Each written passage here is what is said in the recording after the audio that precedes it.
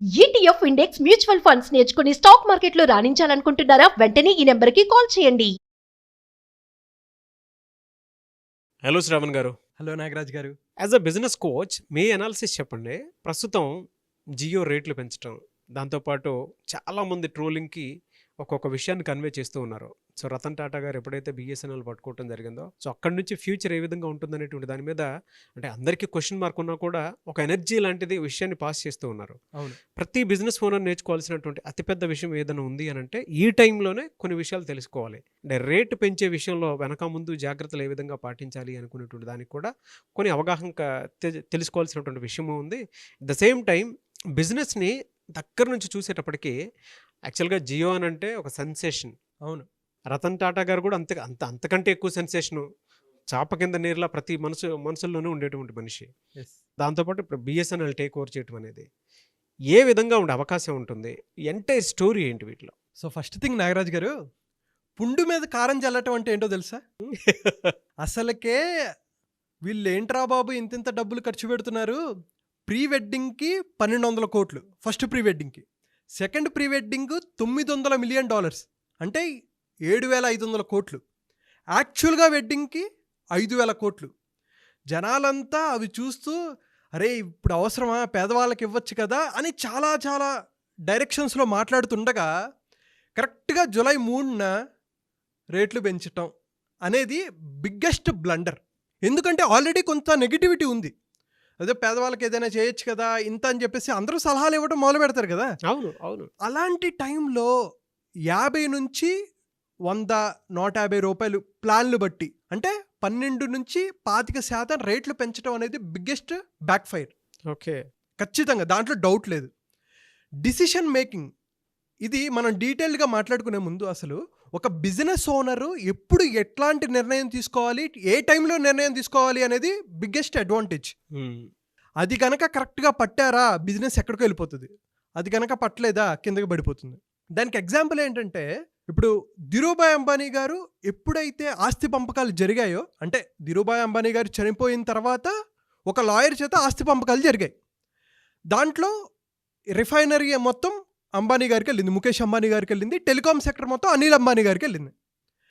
అయితే రూల్ ఏంటంటే ఈయన 10 సంవత్సరాల వరకు టెలికాం ఇండస్ట్రీలోకి రాకూడదు ముఖేష్ అంబానీ గారు. That's the rule. ఈ టైంలో ఏం చేశారు, అసలు ప్రపంచవ్యాప్తంగా 2008లో 5th richest person is Mukesh Ambani, 6th richest person is Anil Ambani. $42 billion అండి 2008లో అనిల్ అంబానీ ఆస్తి. కానీ ఇప్పుడు $1 బిలియన్ కూడా లేడు. దానికి కారణం ఏంటంటే రెగ్యులర్ ఇంటర్వెల్స్ ఆఫ్ టైంలో తప్పు నిర్ణయాలు తీసుకోవటం అనేది బిగ్గెస్ట్ బ్లండర్. ఇప్పుడు ఆయన తీసుకున్న కొన్ని ముఖ్యమైన చెడు నిర్ణయాల్లో ఏదైతే అనిల్ అంబానీ గారిని $42 బిలియన్ నుంచి $1 బిలియన్ కూడా లేకుండా చేశాయో, ముఖేష్ అంబానీ గారు ఇదొక 1 స్టెప్. ఓకే, తమ్ముడు బాటలో అన్నయ్య ఒక తప్పు చేశారు. అయితే ముఖేష్ అంబానీ గారికి బిగ్గెస్ట్ అడ్వాంటేజ్ ఏంటంటే రిలయన్స్ పెట్రోలియం ఉండటం వల్ల ఎటువంటి నష్టాలు వచ్చినా సరే they can move on. That is biggest. But telecom industry గురించి మనం మాట్లాడుకుంటే దిస్ ఈజ్ బిగ్గెస్ట్ బ్లండర్. రేట్లు పెంచుకోవచ్చండి, తప్పులేదు. ఎందుకు, ఆపరేషన్స్లో కానీ కాస్ట్ కానీ శాలరీస్ కానీ ఇవన్నీ పెరిగాయి, ఇన్ఫ్లేషన్ రిలేటెడ్గా మనం మాట్లాడుకుంటే రేట్లు అనేవి పెంచుకోవచ్చు. That's not a problem. కానీ ఎప్పుడు పెంచారు వీళ్ళు? అద్భుతంగా వివాహం చేస్తున్న సమయంలో జనాలంతా ఏమన్నారంటే అరే నా డబ్బులారా వీడు తీసుకునేది, ఈ డబ్బులను తీసుకొని పెళ్లి చేస్తున్నారా అని చెప్పేసి ఎమోషనల్గా చాలా కోపానికి గురైపోయారు. ఇంకోటి అసలు అందులో కూడా బట్టల కాస్ట్లు ఎలా వచ్చాయంటే, అనంత్ అంబానీ వేసుకున్న డ్రెస్ ఉంది, ఇక్కడ ఒక ఏనుగు బొమ్మ ఉంది. ఆ ఏనుగు బొమ్మ బంగారం అండ్ వజ్రాలతో కలిపి చేశారు, అది ఒక్కటి 14 కోట్లు. తర్వాత డ్రెస్ ఏదైతే ఉందో 200 కోట్లు. మొత్తం ఆ రోజు డ్రెస్ విలువ 214 కోట్లు. అలాగే రాధికా అంబానీ ఆమె వేసుకున్న డ్రెస్సు 400 క్రోర్స్. 4 డ్రెస్సులు కలిపి 1600 కోట్లు. ఇవన్నీ చూసి పిచ్చెక్కిపోతున్నారు జనాలు. అరే అంటే వాళ్ళది తప్పులేదు, అరే ఇది పేదవాళ్ళకి ఇవ్వచ్చు కదా, దేశం అభివృద్ధి చెందుతుంది కదా అనే ఉద్దేశంలో చెప్తున్నారు. నా ఆస్తి నేను చేసుకుంటా మీకేంట్రా అనేది ఆయన ఉద్దేశంలో వెళ్తున్నారు. ఈ సమయంలో ప్రజల సైకాలజీని అర్థం చేసుకోవాలి. వాళ్ళ ఫీలింగ్స్ ఏంటి, వాళ్ళ ఎమోషన్స్ ఏంటి. ఆ ఎమోషన్స్కి నెగిటివ్గా వెళ్ళారు కాబట్టి ఇంత బ్యాక్ ఫైర్ అయింది. 15 డేస్లో 2.5 lakh మెంబర్స్ బిఎస్ఎన్ఎల్కి పోర్ట్ అయిపోయారు బా 15 డేస్లో 2.5 lakhs. అసలు యాక్చువల్గా మార్కెట్ కనుక చూసుకుంటే 35% జియో హ్యాండిల్ చేస్తుంది, 30% ఎయిర్టెల్, 23% విఐ వోడాఫోన్ ఐడియా, 12% మాత్రమే బిఎస్ఎన్ఎల్ చేస్తుంది. అయితే ఎప్పుడైతే జియో రేట్లు పెంచారో నేను పెంచుతా అని విఐ వాళ్ళు పెంచారు, ఎయిర్టెల్ వాళ్ళు పెంచేశారు. ఈ ఎయిర్టెల్ వాళ్ళకి సొంత నిర్ణయాలు తీసుకోవడం రాదు. జియో వాడు ఏం చేశాడు, కాపీ కొట్టి ఎగ్జామ్ రాసేవాళ్ళు వీళ్ళు. సో జియో పెంచేసరికి నేను పెంచేస్తా అని చెప్పేసి పెంచేశారు. ఏమైంది చివరికి, అరే అందరూ పెంచారు కదా నేను బిఎస్ఎన్ఎల్కి మూవ్ అవుతానని చెప్పి కొంతమంది ఎమోషనల్ డిసిషన్స్ తీసుకున్నారు, మూవ్ అయ్యారు. ఇంకా కొంతమంది మూవ్ అవ్వకపోవడానికి గల కారణం ఏంటంటే అంత ఈజీ కాదండి. First of all BSNL Jio కానీ ఎయిర్టెల్తో కంపీట్ చేసే పరిస్థితుల్లో లేదు యాజ్ ఆఫ్ నౌ. ఎందుకంటే ప్రతి ఒక్కరికి ఇప్పుడు కూడు గుడ్డ తిండి ఎలాగైతే ఇంపార్టెన్స్ అయిపోయాయో ఫోను ఇంటర్నెట్ అనేవి కూడా అంత ప్రజల భాగం అయిపోయింది, బ్లడ్లోకి వెళ్ళిపోయింది. ఇంటర్నెట్ లేకుండా ఏది జరగని పరిస్థితి. అయితే వీడియో స్ట్రీమింగ్ ఎక్కువ జరుగుతుంది, దానికి 4G 5G స్పీడ్ అనేది చాలా ఇంపార్టెంట్. అయితే బిఎస్ఎన్ఎల్ ఇక్కడ ల్యాక్ అయింది, అంత పవర్ఫుల్గా లేదు. ఎందుకంటే ప్యూర్గా ఇంటర్నెట్ మీద వర్క్ చేసేవాళ్ళు ఐటీ ఎంప్లాయీస్ కానీ లేకపోతే కొన్ని కంపెనీస్ కానీ వీళ్ళు బిఎస్ఎన్ఎల్ని ఆప్ట్ చేసుకునే పరిస్థితులు లేరు. ఎందుకంటే నాకు డబ్బుల కన్నా ఇంపార్టెంట్ ఏంటంటే స్పీడ్ అండ్ కనెక్టివిటీ ఈ పరిస్థితిలో. కాబట్టి బిఎస్ఎన్ఎల్ ఇక్కడ ఒక ఆపర్చునిటీని గ్రాప్ చేసుకోవాలి. సో ఫస్ట్ థింగ్ ఏంటి, ఎప్పుడు ఎలాంటి నిర్ణయం తీసుకోవాలి, ఎలా నిర్ణయం తీసుకుంటే జనాల సైకాలజీ ప్రజల సైకాలజీ మీద మనం బిహేవ్ ఎలా పడుతుంది అనేది అర్థం చేసుకోవాలి. That is one thing. And second thing, మనకు అవకాశాలు వస్తూ ఉంటాయి. ఇప్పుడు బిఎస్ఎన్ఎల్ గోట బిగ్గెస్ట్ ఆపర్చునిటీ.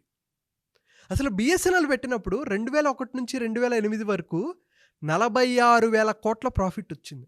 బా ఒక్క సంవత్సరంలో 10,000 కోట్లు ప్రాఫిట్ వచ్చింది. ఇది సెంట్రల్ గవర్నమెంట్ మొత్తం గవర్నమెంట్ది కాబట్టి ఈ రాజకీయ నాయకులు అందరూ ఈ కరప్టెడ్ వాళ్ళందరూ దాని మీద పడ్డారు. దాంట్లో ఫస్ట్ పడిన వ్యక్తి ఎవరంటే దయానిధి మారన్.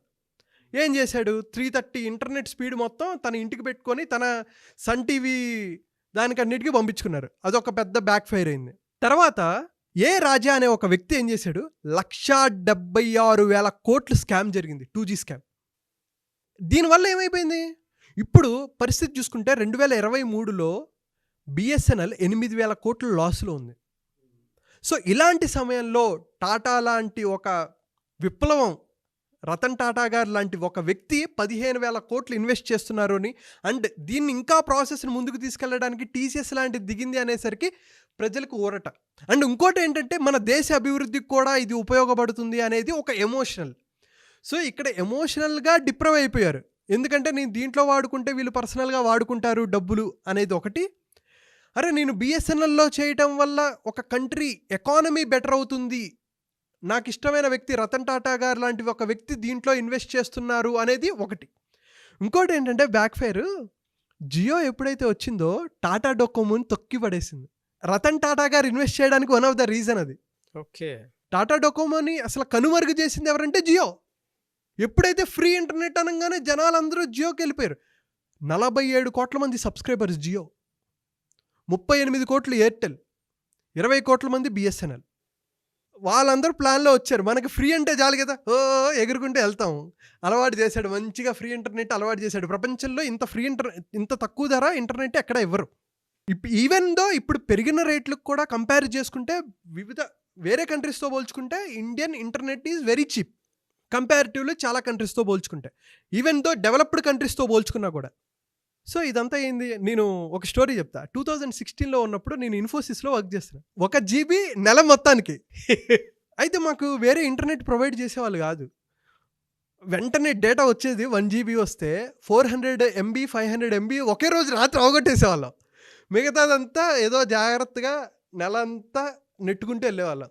ఆ టైంలో రిలీజ్ చేస్తే అసలు 13,000 మంది ఉంటారనమాట అక్కడ ఎంప్లాయీస్ ఇన్ఫోసిస్ మైసూర్ క్యాంపస్లో.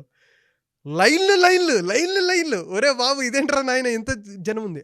ఇంకా బయట పరిస్థితి నేను అర్థం చేసుకోగలను. ఫ్రీగా జనాలకి అలవాటు చేసి మంచి సబ్స్క్రైబర్ బేస్ పెంచుకున్నారు. జియో. రేట్లు పెంచడం యాక్చువల్గా పెద్ద విషయం కాదండి, చాలా తక్కువ.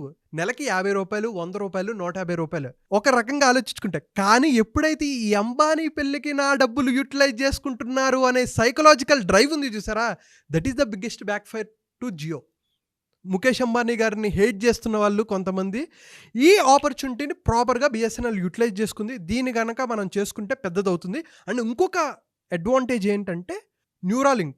ఎలాన్ మస్క్ గారు కూడా ఈ ఇంటర్నెట్ని ఇవ్వడానికి, శాటిలైట్ ద్వారా ఇంటర్నెట్ ఇవ్వడానికి ఒక ఒప్పందం అనేది జరుగుతుంది అనేది డిస్కషన్ జరుగుతుంది. కొంతమంది ఏమో అయిపోయిందని, కొంతమంది ఇంకా క్లారిటీ లేదని చెప్పేసి డిస్కషన్స్ డిఫరెంట్గా జరుగుతున్నాయి. ఇంకా కనుక ఎలాన్ మస్క్ గారు, టాటా గారు దిగారంటే రచ్చ టెలికాం ఇండస్ట్రీ మొత్తం మామూలుగా ఉండదు, మిగతావన్నీ ఇంటికి వెళ్ళిపోవటమే. అయితే ఈ ప్రాసెస్ని పెట్టుకోవడానికి 1,20,000 టవర్స్ బిఎస్ఎన్ఎల్ వర్క్ చేస్తుంది. ఆల్రెడీ 9,000 టవర్స్ ఇన్స్టాలేషన్ అయిపోయింది. సో ఇప్పుడు బిఎస్ఎన్ఎల్ అంత పొటెన్షియల్ లేకపోయినా గోయింగ్ ఫార్వర్డ్ వితిన్ 1 ఇయర్లో జియో ఈ నిర్ణయానికి ఖచ్చితంగా మూల్యం చెల్లించుకోవాల్సిందే. ఈ బట్టలను ఇప్పుడు ఏదైతే ఖర్చు పెట్టారో ఖచ్చితంగా అమ్ముకోవాల్సిన పరిస్థితి అయితే ఖచ్చితంగా వస్తుంది. బట్ ఎంతవరకు అనేది చూడాల్సిందే. ఇంకా నాది నెట్వర్క్ బిఎస్ఎన్ఎల్ ఉంది. సూపర్ అండి, సూపర్. నేను ఇంకా మారలేదు, చూడాలి తర్వాత. బిఎస్ఎన్ఎల్ నేను స్టార్ట్ చేసినప్పటి నుంచి ఇప్పటి వరకు ఓ నైస్, నా ఫస్ట్ సిమ్మే అది, ఇప్పటికీ అదే కంటిన్యూ అవుతుంది. వండర్ఫుల్. అంటే బిఎస్ఎన్ఎల్ ప్రేమతోటి అలా ఉంచాను. సూపర్ అండి, సూపర్. అది పని చేసినా పని చేయకపోయినా ఎక్కడున్నా. కానీ ఒక టైంలో నేను బయటికి వెళ్ళాను అనమాట. ఎక్కడనంటే మేము మా టీం అందరం కలిసి ఒక అడవి ప్రాంతం లాంటి దాంట్లోకి వెళ్ళడం జరిగింది. మామూలుగా కొంచెం దూరం వెళ్తే పల్లెటూరులో బాగా వస్తుంది బిఎస్ఎన్ఎల్. ఆ ఏరియాలో ఏ నెట్వర్క్ పనిచేయలేదు. అవును. ఒక్క బిఎస్ఎన్ఎల్ నా సిమ్ను వాడి ఆ 5 days బతికాం మేము. సూపర్.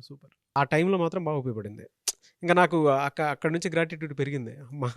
ఆ టైంలో నా మొబైల్ ఒక్కటే డిపెండ్ అయ్యి ఉంది. 12 మంది బయటికి వెళ్ళాము. 12 మందికి ఆ రోజుకి ఆ 5 daysకి అదే ఉపయోగపడింది మాకు. సో ఇక్కడ కీ లెర్నింగ్స్కి మనం చూసుకుంటే జియో, బిఎస్ఎన్ఎల్ ఇవన్నీ పక్కన పెట్టేస్తే ఏ బిజినెస్ ఓనర్ ఎప్పుడు నిర్ణయాలు తీసుకోవాలి అనేది బిగ్గెస్ట్ అడ్వాంటేజ్ అండి. కరెక్ట్గా తీసుకోగలిగారు. ఎప్పుడు పెట్టాలి, ఎప్పుడు పెట్టకూడదు అనేటువంటి దానికి యాహూ పడిపోవడానికి కూడా కారణం ఎప్పుడు ఏం కొనాలి, ఎప్పుడు ఏం కొనకూడదు దానికి తెలియలేదు. అందుకని యాహూ పడిపోయింది. అలాగే మీ బిజినెస్లో కూడా ఏ నిర్ణయం తీసుకున్నా డిసిషన్ మేకింగ్ అనేది చాలా ఇంపార్టెంట్. నాకు ఇన్ని డిగ్రీలు ఉన్నాయని చెప్పి కొంతమంది వెర్రవీగుతుంటారు, కానీ డిసిషన్ మేకింగ్ ఎప్పుడైతే క్లియర్ లేదో, ప్రజల సైకాలజీ ఎప్పుడైతే అర్థం చేసుకొని వాళ్ళ ఫీలింగ్స్కి తగ్గట్టు మనం ఎప్పటికప్పుడు అప్డేట్ అవుతూ ఉంటామో బిజినెస్ ఓనర్ సక్సెస్ అవుతాడు. అది జియో, బిఎస్ఎన్ఎల్ ఇవన్నీ పక్కన పెట్టేస్తే ఏ బిజినెస్లో అయినా సరే this is the key fundamental. So మీరేం నేర్చుకున్నారు అనేది కామెంట్ చేయండి. ఒక బిజినెస్ ఓనర్ సక్సెస్ అవ్వాలంటే ఎటువంటి మైండ్ సెట్ ఉండాలి, ఎటువంటి డిసిషన్స్ తీసుకోవాలనేది కూడా మీరు కామెంట్ చేయండి. జనరల్గా అంటే బిజినెస్ పాయింట్ ఆఫ్ వ్యూ నుంచి చూసేటప్పుడు మీ బిజినెస్లో గ్రోత్ ఏదైనా కావాలి అనుకుంటే, ప్రమోట్ అయ్యి ముందుకెళ్ళాలి అనుకున్నటువంటి వాళ్ళు ఎవరన్నా సరే, సో శ్రావణ్ వారణాసి గారి అపాయింట్మెంట్ తీసుకొని మీ బిజినెస్ ఏదున్నా సరే నెక్స్ట్ లెవెల్కి తీసుకువెళ్ళాలి అనుకుంటే స్క్రీన్ మీద శ్రావణ్ వారణాసి గారి కాంటాక్ట్ నెంబర్ కనిపిస్తుంది. దానికి మీరు కాల్ ఆర్ మెసేజ్ వాట్సాప్ చేసి వెంటనే అపాయింట్మెంట్ తీసుకోవచ్చు. మనం end to end services provide చేస్తామండి. అటు మార్కెటింగ్, సేల్స్, అకౌంట్స్, మొత్తం పీపుల్ మేనేజ్మెంట్, స్ట్రాటజీస్ అన్నీ చెప్తాము. సో ఖచ్చితంగా it is going to be a biggest advantage for any of the business owner. Thank you so much Shravan. Thank you so much Nagaraj గారు. సుమన్ టీవీలో మీ personal and business promotions కోసం కింది నెంబర్కి contact చేయండి.